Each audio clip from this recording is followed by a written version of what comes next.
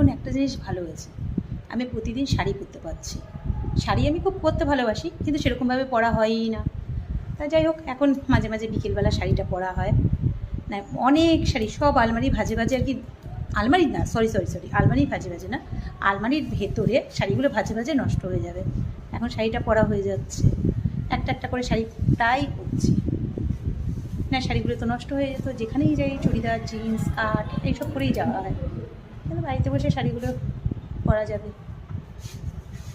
এগুলো একদম সফট, গরমের জন্য ঠিক আছে শাড়ি, যার জন্য পরে। বাবা কি পোকা, বাবা দেখ, লাইটের পোকা আমাকে কামড়াচ্ছে। দেখো আমি বসে আছি আর আমার ছেলে কম্পিউটার ঠিক করছে, কানে হেডফোন আছে, জিম থেকে চলে আসলো, কম্পিউটার ঠিক করছে আর আমি বসে আছি। ছেলে কত কাজের, মা একটু কোনো কাজের না, মা বসে আছে। বল ভাবি,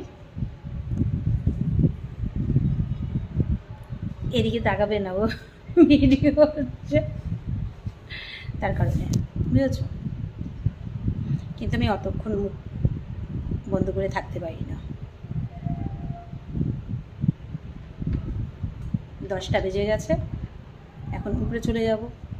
উপরে বলতে ভেবো না, উপরে একদম না, ঘরে। এত তাড়াতাড়ি ওপরে যাব না, এত তাড়াতাড়ি যাব না, কিন্তু বলা যায় না, আবার চলেও যেতে পারি। কী করে টের পাবে চলে গেলে? কেউ টের পাবে না তোমরা। এখন কোনো স্টাফও নেই, কোনো কাস্টমারও নেই এই রাতে, কারো মেডিসিনের প্রয়োজন পড়ছে না।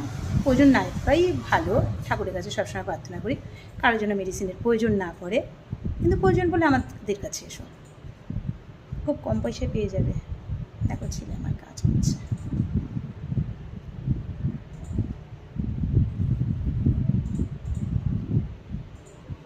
ব্যস্ত থাকার জন্য এটা খোলা, আর কিছু না।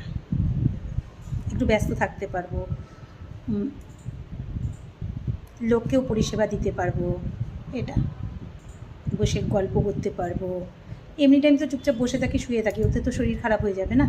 কিন্তু সিঁড়িতে ওঠা বা হাঁটা চলা, 5টা লোকের সাথে কথা বলা, এটার জন্যই সবটা দেওয়া, আর কিছু না। ছেলে তো কাজ করছে ছেলের মতো করে।